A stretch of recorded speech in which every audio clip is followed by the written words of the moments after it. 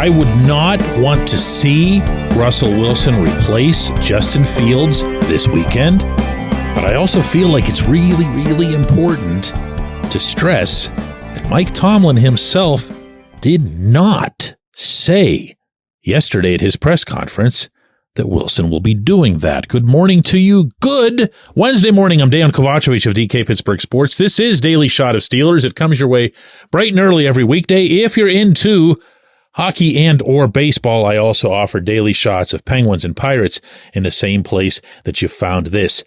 I'm perfectly comfortable holding an opinion that a lot of Tomlin's press conference yesterday had me pretty cringy, because it sounded as if he was setting the stage for Wilson to return. Maybe he is. Maybe he isn't. Maybe he's buying himself some time to see a couple of things in the 3 practices that they'll have beginning this afternoon. One is obviously, how healthy is Wilson really? I know that Tomlin said yesterday that he cleared all the hurdles he needed to clear last week, but then we heard that once before about this calf, and Wilson was shut down a day later.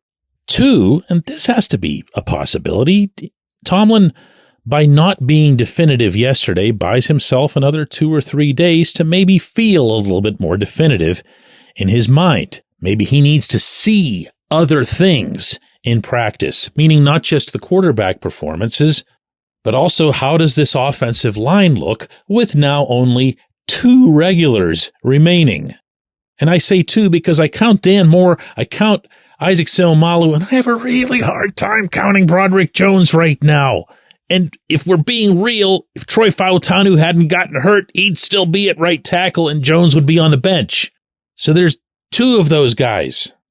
And maybe Tomlin wants to see how, if things go wrong with the line, how do his 2 quarterbacks respond to that. We saw how one of them responded in Las Vegas. I thought it was impressive. Not everybody agrees with me on that. I thought Fields turned outright potential, maybe even slam dunk sacks into significant gains. Whereas I wouldn't know what to think about Wilson at age 36 attempting to do the same.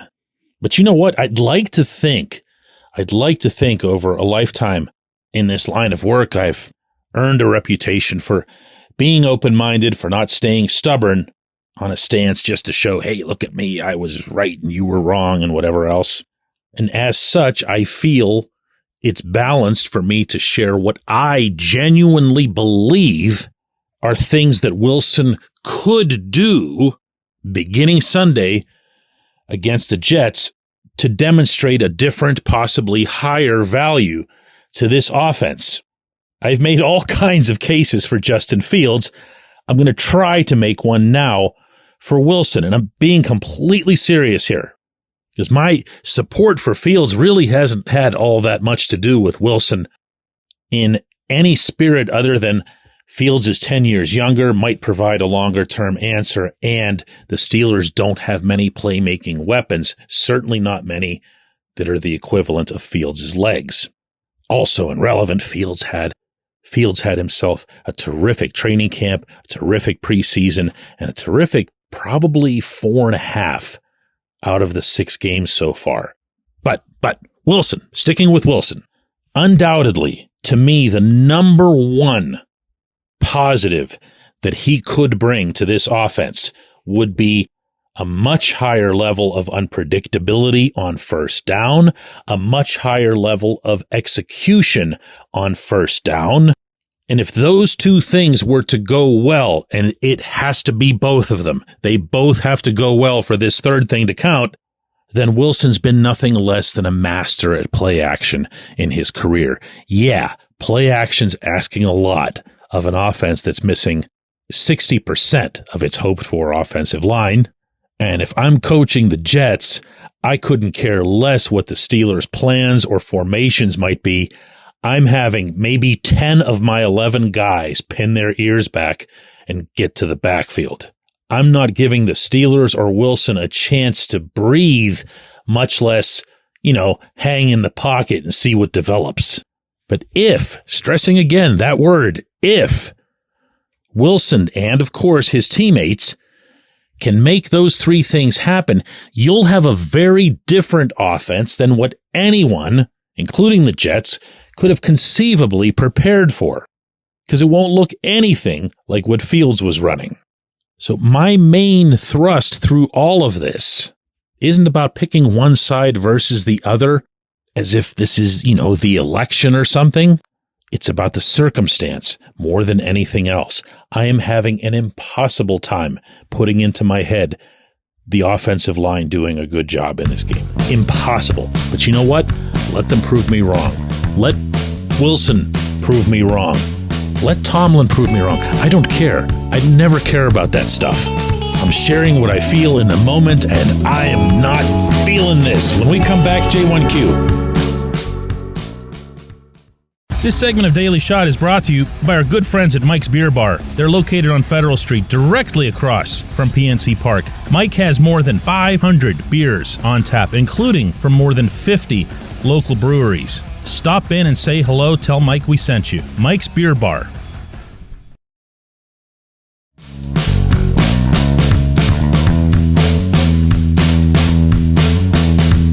Today's J1Q comes from Jay, who says, DK, why not try Russell Wilson? You have nothing to lose and everything to gain. Neither of these quarterbacks are signed past this year. The offense is caca.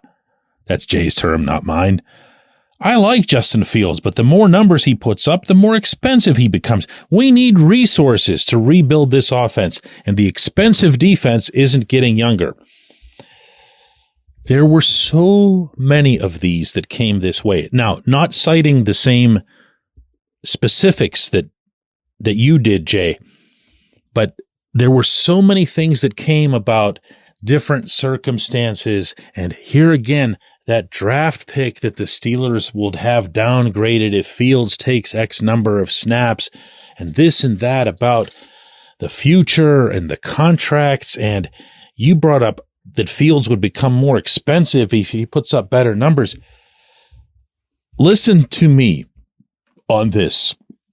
You don't have to listen to me actually on this or anything, but if you ever do, just make it on this.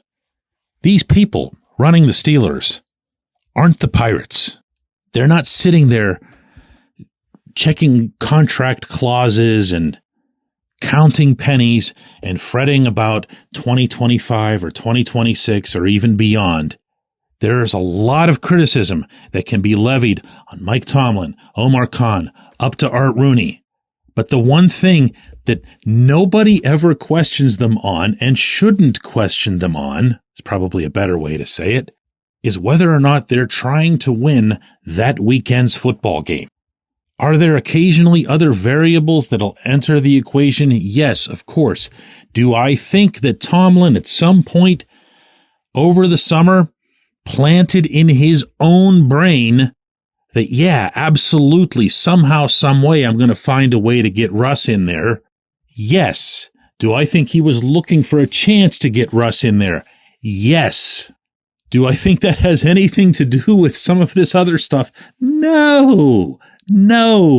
What it means is that Tomlin had in his mind for months now that his best chance to win a playoff game or two or more was to utilize this Super Bowl winning former MVP quarterback. And as such, he was going to designate that player as QB1. He wasn't going to take it off the chart, meaning the depth chart, the official depth chart. And whenever things would look like they'd stalled out, he'd be able to do exactly that. And as I said in the opening segment, he just might be right. But it's not going to be about any of this other stuff. I say this with both respect and admiration for anybody who follows this team so closely. To even be discussing such a thing is impressive. But I'll also say that that's the type of things that fans, intensive, diehard, really well-informed fans would talk about. It would not happen at the UPMC Rooney Sports Complex on the South Side. It just wouldn't. They want to beat the two New Jersey teams. That's it. They've got two things in their sights.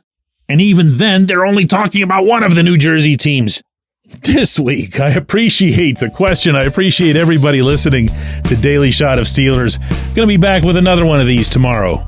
Oh, and hey, listen, make sure you're checking out the Double Shot. That's the new show that I'm putting together every day at 4 p.m. Eastern Time. It's exactly what it sounds like, a double shot of Steelers.